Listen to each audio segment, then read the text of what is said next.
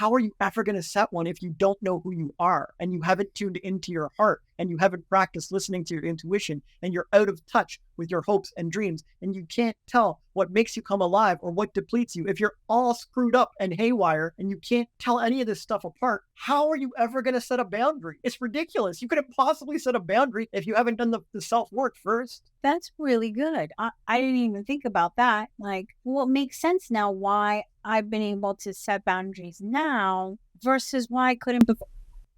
You know, oh my God, that's why.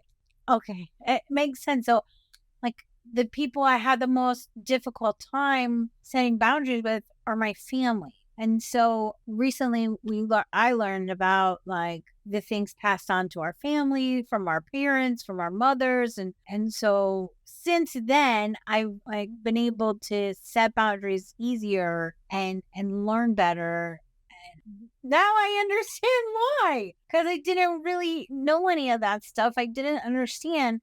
So I couldn't learn. I couldn't set a boundary with these people. That's so, oh my God. Thank you. Yeah, my pleasure. Oh, okay. You're the best. I love when I have these moments, especially on camera. All right. So without knowing who we are, without being aware of what we want and need, we can't set boundaries because we don't know ourselves. So we can't set them with other people, right? This is correct. This is what you were saying. Absolutely. Okay. It's step one. You can't make an awesome meal for someone else unless you know how to operate the stove. And you can't operate the stove unless you know where it plugs in. Like Well, you wheel that new appliance in, you're like excited to use it. yeah. There's an order to these things.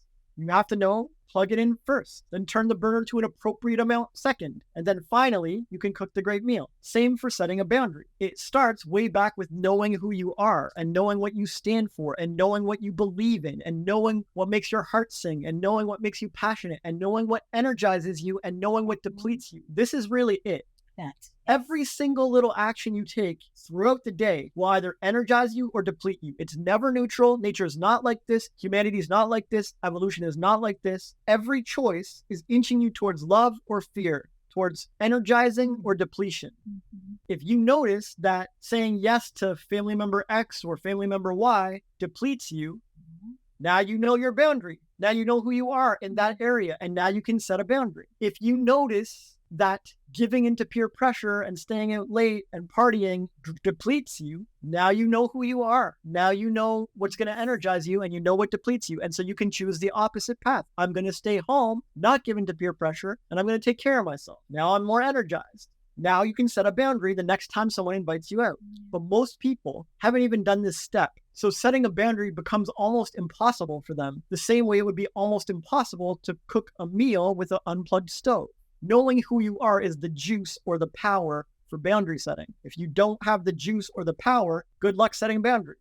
Yeah. And so this is what people need to practice. And they need to practice it way more often with way more choices in the day.